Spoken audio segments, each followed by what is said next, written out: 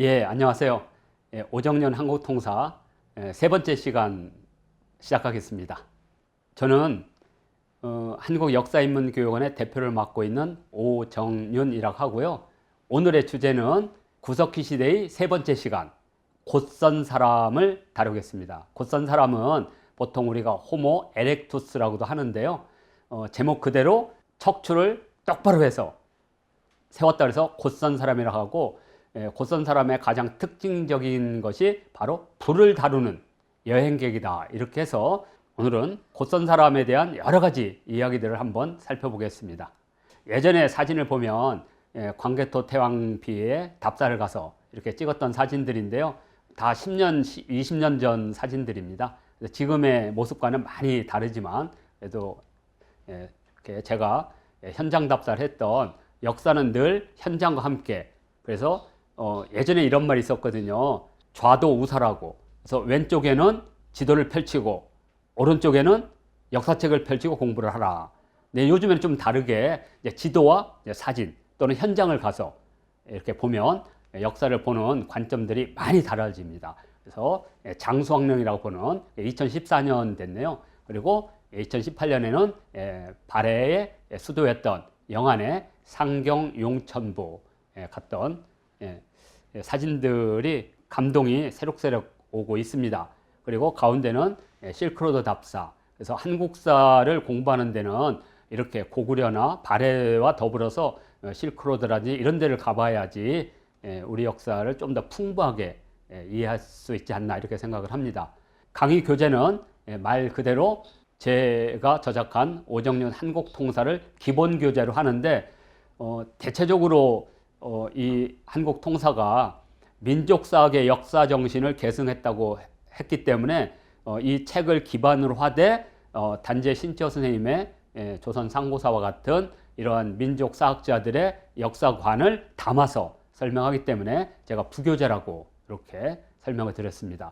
조선 상고사의 어떤 책도 읽어도 괜찮은데 그래도 가장 잘 됐다고, 주석도 잘 했다고 생각하는 제가 조선 상고사 비봉출판사에서 출간된 책을 이렇게 소개를 해드리고 있고요. 단재 신치호 선생님의 동상은 서대전 공원에 가서 직접 찍은 겁니다.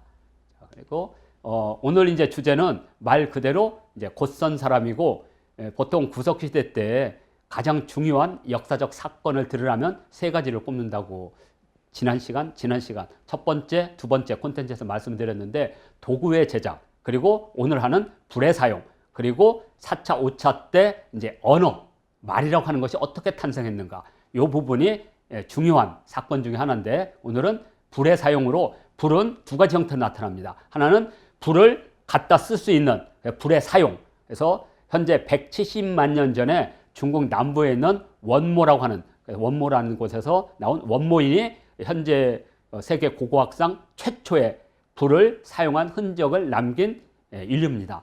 그리고 불을 지속적으로 보존할 수 있는 능력을 가진 사람은 약 50만 년 전에 출현한 베이징인이라고 부르는 북경인입니다. 그래서 불의 사용은 두 가지가 있다. 불의 사용과 불의 보존이라고 하는 것. 이걸 가지고 오늘 아마 이야기를 풀어나가겠습니다.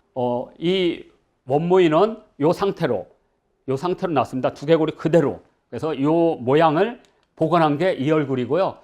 북경인은 뭐 여러 두개골이 나왔습니다. 그래서 이걸 기반으로 해서 복원한 게 현재 북경인이고요. 두 사람은 같은 호모 에렉투스, 곧선 사람이지만 시기가 다릅니다.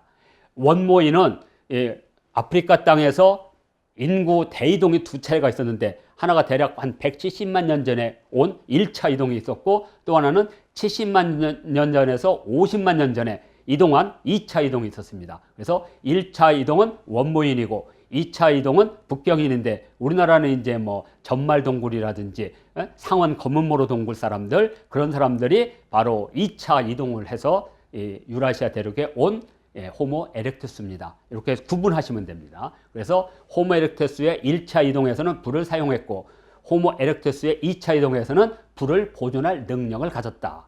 이렇게. 그러니까 불을 보존한다는 것은 불을 만들 수도 있고, 또 불을 꺼지지 않게 지속적으로 불을 태웠다는 겁니다. 자, 이렇게 하고, 오늘의 이제 강의 목차는 곧선 사람, 이렇게 척추. 그러니까 인류가 도대체 누구냐 했을 때 두 발을 딛고 일어선 순간 인류가 시작됐다고 했죠. 이제는 꾸부중한 이 척추를 탁 세우고 이 목이 이렇게 꺾였거든요. 이렇게 되면 허리를 들으면 목이 이렇게 꺾이게 됐죠. 근데 그것을 딱 세우게 됩니다. 그럼 왜 이게 중요하냐?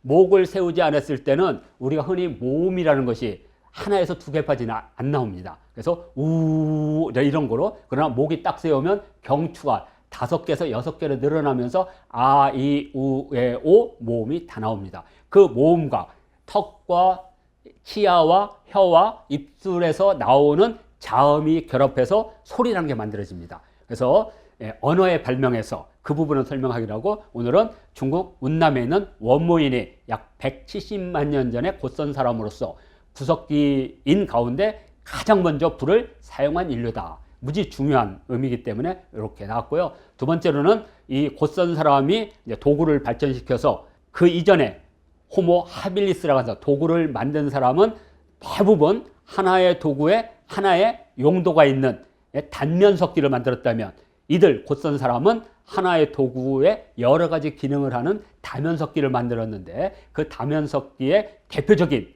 도구가 바로 주먹도끼입니다. 그래서 두 번째가 내가 사랑한 만능도구 주먹도끼가 도대체 무엇인가, 그리고 세 번째 가장 중요한 불이 바꾼 곧선 사람의 미래, 이 불이 가져준 행운, 행복이 있다면 또 다른 불행이 옵니다. 그래서 행복과 불행이라고 하는 것은 손바닥에 앞과 뒤처럼 불이 행복을 줬다면 또 불이 불행을 주게 됩니다. 자, 그것이 어떤 건지 세 번째라면 마지막으로 바로 그 불뜸에 정든 땅을 떠나서 이제 유라시아 대륙으로, 아프리카라고 하는 지역을 벗어나서 드디어 유라시아 대륙, 그러니까 유라시아 대륙에는 곧선 사람 이전의 인간, 그러니까 우리가 보통 말하는 오스트랄로피테쿠스와 그 다음 단계 호모 하빌리스는 존재하지 않아요. 그리고 곧선 사람이 이동을 하게 됩니다. 근데 그냥 이동할 수가 없죠. 신체적인 조건이나 여러 가지 조건들이 드디어 고향을 떠나서 이동하는, 그래서 제가 불을 다루는 여행객이다, 이렇게 설명을 했고요. 자, 먼저 이제 역사를 보는 눈을 하나 보겠습니다. 보통 이제 아마 70년대나 60년대는 우리나라 역사가 대부분 뭐였냐면 이동기원이었습니다. 그러니까 구석시대 때 이동해 왔고, 신석시대 때 또 다른 인류가 왔고, 청동기 시대에 문이 없는 토기들이 왔고, 그리고 나중에 이제 위만이 와서 또 나라를 세우고, 그러면 이 만주와 한반도를 중심으로 한 사람들은 도대체 뭐냐 이거죠. 이들은 여기를 떠난 적이 없어요. 그래서 지금은 중국의 동부부터 시작해서 만주, 내몽골, 연해주, 그다음에 우리 한반도, 일본 열도 포함하는 이 지역에 살고 있었던 후기 구석기 시대 사람들 또는 그 전에 사람들이 그냥 우리의 직계 조상인 거죠.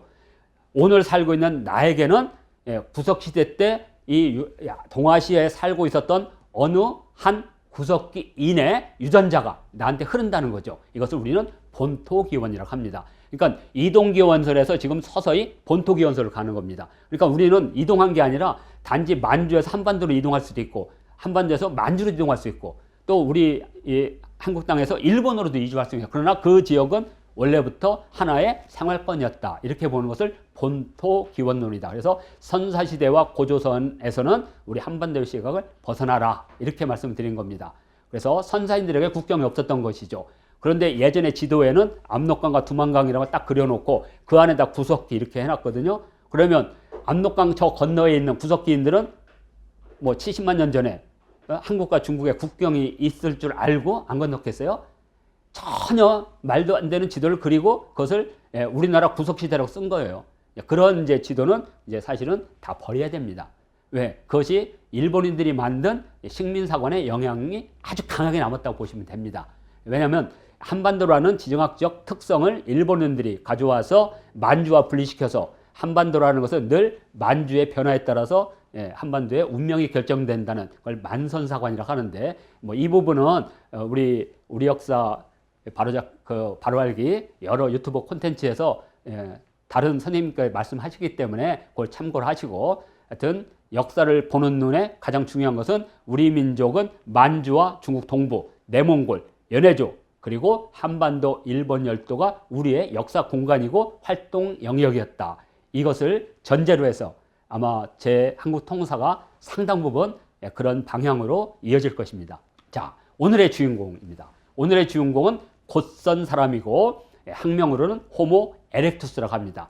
허리를 똑바로 세우고 두 발로 걷는 사람, 이런 뜻입니다. 그래서 여기 보면 약 90만 년 전부터 50만 년 전 불을 사용했고, 그죠? 그리고 주먹도끼와 같은 여러 양면 또는 다면석기를 쓴 사람. 오늘은 바로 이 사람이 주인공이 되겠습니다. 호모 에렉투스는 말 그대로 척추를 세운 사람입니다. 자, 척추를 세우는데 왜 척추를 세워야 되냐 이거죠. 그냥 이렇게 하고 그냥 다니면 되는데, 왜냐면 침팬지나 고릴라도 지금 다 이렇게 허리를 구부리고 팔을 늘려서 이렇게 너클 보행이라고 하는데 다리를 이렇게 벌려서 이렇게 걷고 있죠. 자, 그런데 왜 인간은 그 힘들게 이렇게 세우면 척추도 아프고 관절도 있고, 그 다음에 우리 추간판이라고 하는 탈장이라는 것도 생기고, 그 다음에 엉치 이쪽이 하여튼 엄청난 그 병이 많이 생깁니다. 그런데도 왜 세우느냐? 그것은 뭐냐? 이제 식량 확보의 범위가 확대해 버렸어요. 왜? 인구가 늘다 보니까 주변에 먹을 게 없어요. 그러면 장거리 이동을 해야 되거든요. 장거리 이동하는데 이렇게 허리를 이렇게 하고 가면 이 두개골의 무게 때문에 이 등짝이 버티지를 못합니다. 엄청난 에너지가 소모가 돼요. 그래서 방법이 뭐냐? 이렇게 허리를 세우고 그 충격을 엉덩이와 허벅지와 종아리가 받는 직립을 하게 됩니다.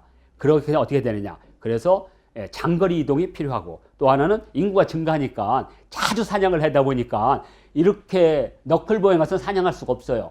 가장 중요한 것은 허리를 세우고 먼 곳을 바라보고 돌이나 이걸 때릴 때 엉거주춤해서 할 수가 없거든요. 그러니까 허리를 세우게 됩니다.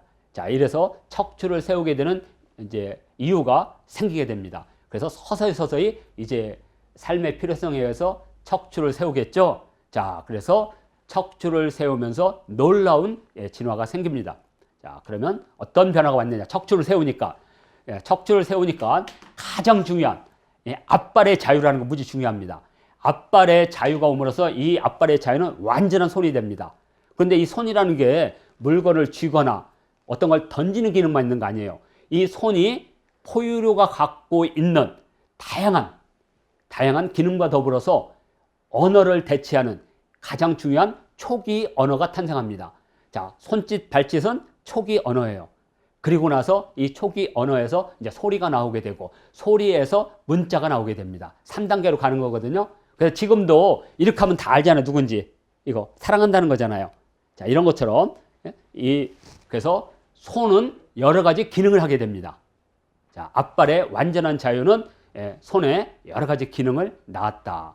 자, 포유류 동물 가운데 손이 가장 발달된, 그래서 다른 포유류 동물들은 끌어안는 정도의 기능이라면 인간은 완전한 발이 손이 되면서 이 손으로 다양한 약속도 할 수 있고 가리키기도 하고, 그래서 요 부분 무지 중요합니다. 앞발의 자유가 가지고 있는 여러 가지 기능, 그 다음에 허리를 세움으로써 장거리 여행이 가능하고요.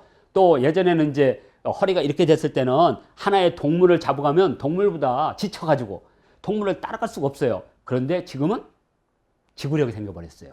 지구력이. 그래서 포유류 동물 가운데 가장 지구력이 센 데가 인간이에요. 그래서 어느 아프리카의 부족은 짐승을 딱 표적을 세우면 백전백승이라. 왜? 그 짐승이 지칠 때까지 끝까지 가잖아요. 200km를 달려가잖아요. 이 지구력 무지 중요합니다. 우리가 관절을 세웠다는 것은 이제 장거리 여행이 가능하고 지구력이 생겼다. 그리고 이제 목뼈가 직선이 돼버리죠. 그러면서 이 경추, 이 목뼈가 생기면서 소리가 다양화돼서 이것이 단순한 단음절 소리, 우, 아, 빠, 이것이 우빠, 아빠, 뿌뿌뿌 이런 식으로 해서 소리가 늘어나면서 이것이 단어가 됩니다. 그래서 예전에는 우빠빠, 뿌뿌뿌 이것이 우빠빠, 뿌뿌뿌, 삐삐뿌뿌 이런 식으로 해서 다양한 형태의 음절이 만들어지면서 그 소리가 언어로 발전하게 됩니다.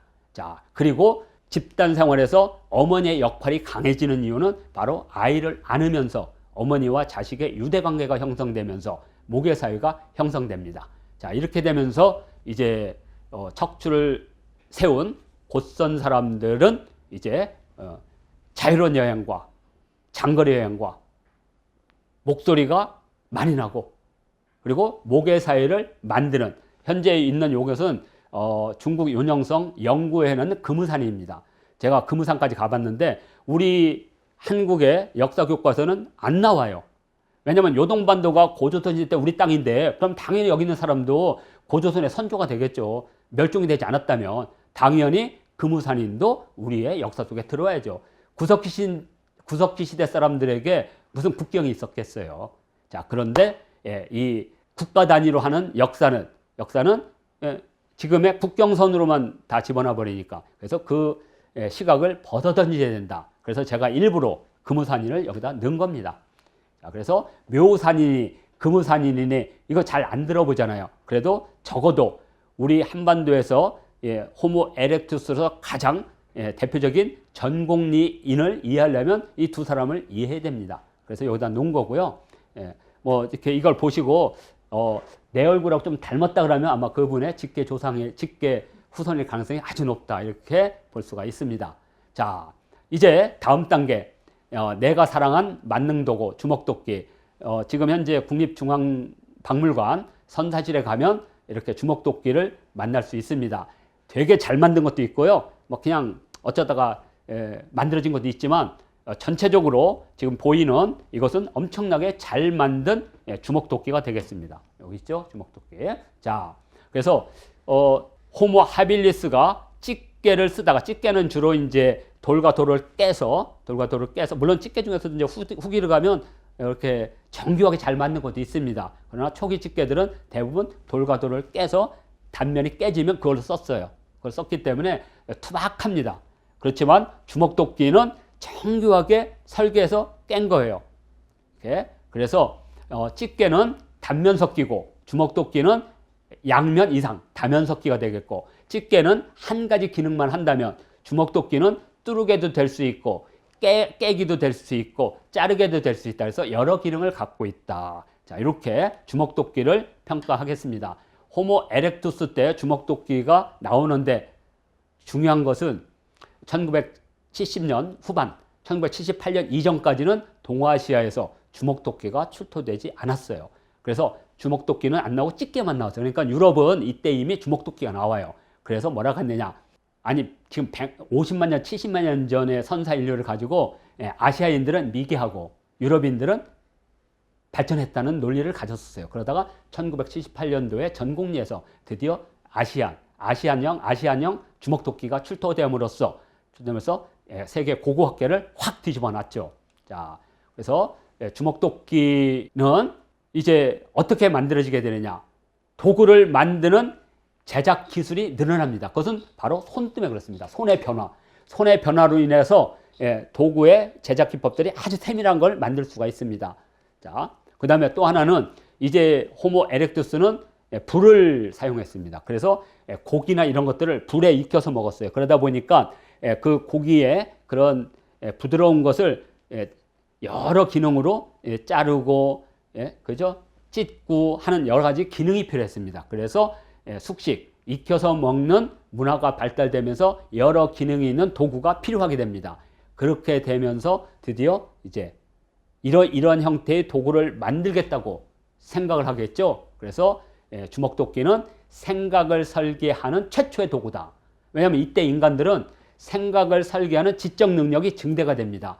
이제 언어에 근접한 소리가 드디어 탄생합니다. 자, 그 언어가 탄생하는 것은 이제 호모 사피엔스에서 하게 될 겁니다. 그러면 이제 언어라고 하는 것은 엄청난 지적 능력을 가졌어요. 그래서 유발 하라리는 사피엔스에서 뭐라고 했느냐? 그것을 인지 능력이라고 했습니다. 인지혁명이다. 인류 역사에서 무지 중요한 사건들이 있는데 그때 처음으로 인간들이 생각을 설계하고 생각을 꾸미고 그걸 이야기로 만들어내는 능력, 인지혁명이라고 했죠. 주먹도끼는 그 인지혁명의 첫 번째 단계다 이렇게 봅니다. 그래서 주먹도끼를 다른 말로는 만능 도구라도 하지만 다른 한편으로는 생각을 설계한 최초의 도구이다. 이렇게 정의를 하면 정확하게 주먹도끼에 아주 맞는 개념일 것입니다. 자, 이 주먹도끼를 만들 수 있는 능력은 오른쪽에 침팬지가 있죠. 그 다음에 오랑우탄의 도구잡기가 있는데 이들의 특징은 여기 보시면 알겠지만 중요한 것은 바로 엄지와 다른 손이 만나지 않는다는 거죠. 만날 수가 없습니다. 다 평행이죠. 인간만이 이렇게 만날 수가 있습니다. 자, 그렇기 때문에 아주 섬세한 도구를 가지고 만들 수도 있고, 이걸로 이제 작살도 만들 수 있고 창도 만들 수 있는 겁니다. 그러니까 다른 영장류 가운데 손의 발달이 인간을 특징 짓는 겁니다. 그러니까 벌떡 일어나는 순간 영장류와 비교가 됐다 그랬죠. 그 다음에 도구를 만들면서 손이 발달되게 됐죠. 그래서 도구와 손이 발달되면서 어깨가, 척추가 딱 들어져. 그러면 호모 에렉투스의 특징을 딱 세 개로 꼽을 수가 있습니다. 자, 뭐냐? 두 발로 일어서서 손이 발달되고 척추가 세우는. 이러면 이제 다른 오랑우탄이나 침팬지와 같은 영장류와는 완전히 구분되는 바로 우리 인간. 그래서 이것을 호모 에렉투스라고 했습니다. 이제 인간 속이 탄생한 겁니다. 인간 속. 그런데 이제 이 주먹도끼가 유럽에만 발견됐단 말이에요. 그래서 유럽인들이 동아시아나 다른 지역은 문명이 발달된 유럽이 지배해서 개화를 해야 된다. 이걸 오리엔탈리즘이라고 합니다. 오리엔탈리즘. 그러니까 동방에 대한 멸시죠. 그 동방에 대한 멸시로 하나의 상징적인 유물이 주먹도끼였어요. 그런데 1978년도에 미군 병사였던 그렉 보엔이라는 사람이 여자친구와 전공리를 가다, 이 사람이 또 고고학을 전공한 친구네. 그래서 발에 탁 걸린 걸 봤는데 딱 보는 순간 이거 고고학하는 사람 알거든요. 이게 그냥 자연돌인지 가공돌인지. 그래서 그걸 가지고 서울대학교에 보낸 거예요. 이거 볼 때 이거 분명히 이것은 도구다. 그랬더니 서울대에서 발굴했더니 바로 주먹도끼가 나온 거죠. 지금 보게 되는. 딱 봐도 목적의식을 갖고 이것을 만들었다는 걸 금방 느끼잖아요. 일반적으로 깨진 돌이 아니라면 금방 알 수가 있죠. 바로 주먹도끼는 그래서 생각을 설계한 최초의 도구라고 했고, 이걸로 연천은 세계 고고학상의 가장 유명한 바로 유적지가 됐습니다. 그래서 서구 중심의 식민주의 역사관을 깬 세계의 발견이다, 이렇게 말합니다. 이제 호모 에렉투스에서 가장 중요한 불을 다루는 여행객, 바로 여기 일단은 모든 것을 익혀먹는 즐거움이 탄생했죠. 그러니까 인류 음식사에서도 어마어마한 변화가 온 겁니다. 그리고 알다시피 불을 찾아서라는 영화에 보면 그 무서운 맹수들이 불을 보고 도망갑니다. 이제 인류는 자기들이 살고 있는 동굴에 불을 피움으로써 동굴을 똑같은 서식재로 삼은 맹수들을 몰아내고 동굴을 자신의 소유로 삼게 됩니다. 드디어 인간은 완전한 자기만의 주거지를 확보하게 됩니다. 그러니까 이제 그런 넓은 동굴에서 불을 피우면서 불로 익혀보니까 어떻게 인구가 팍 일어나죠. 자, 불이 가져준 행복과 불행이 동시적으로 탄생하게 됩니다. 자, 불이란 건 이렇습니다. 모든 동물들은 불을 무서워해. 불 근처에 갔다가 털이 막 타고 이러니까. 그런데 인간은 이제 점점 진화하면서 몸에 털이 없습니다. 그래서 불에 붙어도, 물론 여기 가슴에 털 난 사람이 가끔 있지만 보편적으로 몸에서 털이 빠져나간다 그랬죠. 인간은 단백질을 섭취하고 운동을 하면서 몸에서 열이 나면서 털이 빠졌다 그랬죠. 그러니까 불이 우리를 공격하지 않네? 그리고 불 가까이 가면 춥지가 않네요? 따뜻하네? 그래서 그다음부터 불은 무섭지 않아. 이렇게 된 겁니다. 드디어 불을 우리 삶의 영역으로 가져오게 됩니다. 물론 이것이 수십만 년 걸린 겁니다. 수십만 년 걸려서 드디어 불이 우리 삶에 온 거죠. 그래서 제가 제목을 불은 그다지 무섭지 않다. 우리가 지금은 불을 막 불장난하고 막 가스불 하지만 당시대 170만 년 전에 그 사람, 불을 최초로 가져온 원모인의 사고방식 속에서 불을 나한테 갖고 온다는 건 무지 무서운 거예요. 왜냐하면 저 불이 날아다니면서 우리 살고 있는 공간을 다 태울 수도 있으니까.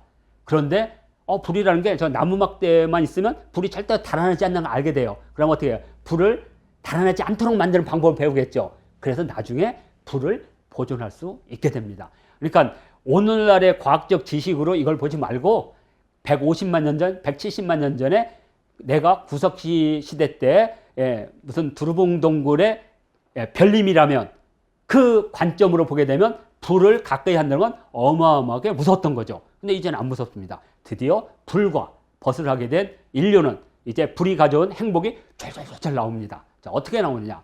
자, 불이 가져온 놀라운 변화의 첫 번째는 익힌 음식을 먹었다. 자, 그래서 지금 꼬치를 먹고 있는 저분 병균과 전염병이 극복됩니다. 예전에는 생고기를 먹었기 때문에 한번 전염병이 나면 그 집단들은 다 멸종이라고 그랬죠. 근데 지금은 이제 불을 익혀 먹기 때문에 병균과 전염병에서 상당 부분 극복이 됩니다. 건강해지죠. 당연히 건강하니까 수명이 늘어나네요. 실제 호모 하빌리스의 평균 수명은 15세였어요. 근데 호모 에렉투스가 되면 20세까지 늘어납니다.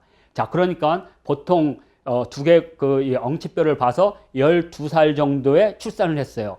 그러니까 12살에 출산한 호모 하빌리스는 2명이나 3명을 낳으면 더 이상 못 낳는 거, 죽으니까. 그런데 호모 에렉투스가 되면 5명, 6명, 7명까지 낳는 겁니다. 왜냐면 예전에 1년 단위로 계속 낳았으니까. 자, 그러니까 어떻게 하세요? 인구가 폭발적으로 증가합니다. 인구 폭발적인 증가는 멸종 위기를 이제 넘긴 겁니다. 이제 인류는 이제 멸종할 수가 없어요. 워낙 인구가 많으니까. 자, 그리고 고기를 먹어야 되니까 어떻게 해요? 앞니으로 이렇게 하던 거에서 어금니로 콱콱 눌러야 되겠죠? 그러면서 턱과 입이 벌어지면서 이 입 모양에서 나온 소리들이, 우리가 기역, 니은 해가지고 여러 소리가 나오죠. 자음이. 그 여러 소리들이 바로 이 육식에서 온 겁니다.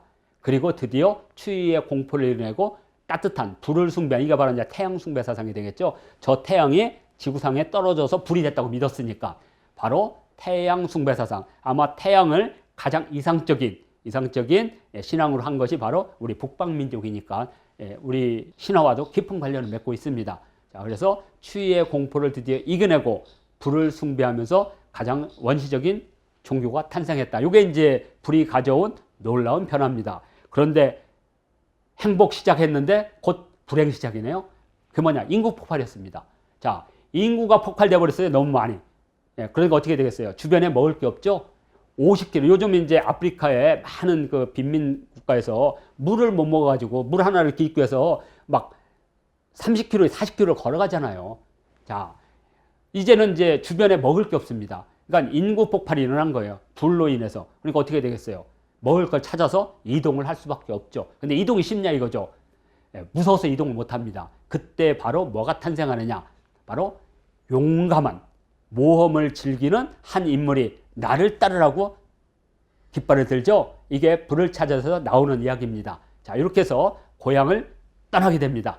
자, 그래서 여기 호모 에렉투스가 이 아프리카를 벗어나서 유럽과 아시아 쪽으로 온 것들이 전부 다 호모 에렉투스였다. 그래서 여기 나와 있는 지도에 있는 뭐 묘산이라든지 뭐 금우산이라든지 북경인 이런 사람들이 다 이때 건너온 사람들이다. 이렇게 보면 되고요. 자, 그래서 먹을 걸 찾아서, 먹이를 찾아서, 그리고 이제 허리도 세웠기 때문에 장거리 여행도 가능했고, 그리고 이제 가장 중요한 것은 이제 집단이 살다 보니까 용기가 막 생깁니다. 작은 소규모의 가족들이 있을 때는 무서워서 못 나가는데 보통 70에서 100명 정도가 하나의 집단을 이뤘기 때문에 드디어 용감하게, 그래서 영화 불을 찾아서에서 이렇게 떠나는 모습이 이렇게 나와 있습니다. 자, 이렇게 해서 드디어 불을 다루는 여행객이라고 부르는 곧선 사람이 아프리카를 떠나서 드디어 유라시아 대륙에 드디어 이동을 하는데 2번 이동했다고 그랬죠. 1차 이동, 2차 이동. 그렇게 얘기하고 이제 종합 정리하면 곧선 사람에 관했던 몰랐던 사실 4개 해서 하나씩 보겠습니다. 척추를 세우고 걸었다. 그죠? 척추를 세우고 걸었기 때문에 이제 짐승과도 맞서 싸울 수 있는 신체적 조건이 된 거죠. 거기다 주먹도끼라는 강력한 도구가 있죠. 자, 그리고 또 하나가 바로 이 주먹도끼입니다. 내가 가장 좋아하는 무기. 주먹도끼는 이렇게 잡아가지고 손으로 잡아가지고 누르면 이게 지렛대 힘으로 엄청난 힘을 가합니다. 웬만한 짐승의 목을 찌르면 그대로 목이 꺾입니다. 그 정도로 강력한 도구였습니다. 우리로 말하면 호미라고 생각합니다. 호미로 때리는 거라고. 호미는 자루가 있는데 예전에는 자루가 없으니까 이 손이 크고, 그러니까 그때는 손이 크고 손목에 힘이 큰 사람이 우두머리였겠죠. 탁 그렇게. 그래서 내가 사랑하는 주먹도끼. 자, 이렇게 보고 세 번째로는 이제 불이 바꾼 곧선 사람의 미래, 인구 폭발, 그리고 이걸로 통해서 집단 이주를 할 수밖에 없는 이 부분이 가장 중요하다. 그래서 드디어 고향을 떠나서 유라시아로 이렇게 건너가게 됩니다. 연천 전공리에서는 그 부분을 참 잘 표현했습니다. 자, 이렇게 해서 한국사 첫걸음의 구석기인 그 세 번째 강인 곧선 사람, 불을 다루는 여행객, 이게 되고 이제 마지막으로 이제 제4강에서는 수많은 돌 가운데 진짜 어느 게 도구인지 가공석기를 찾아라. 그래서 구석기인의 삶과 문화를 찾는 강좌로 다시 뵙도록 하겠습니다. 오정렬 한국통사 제3강을 마치도록 하겠습니다.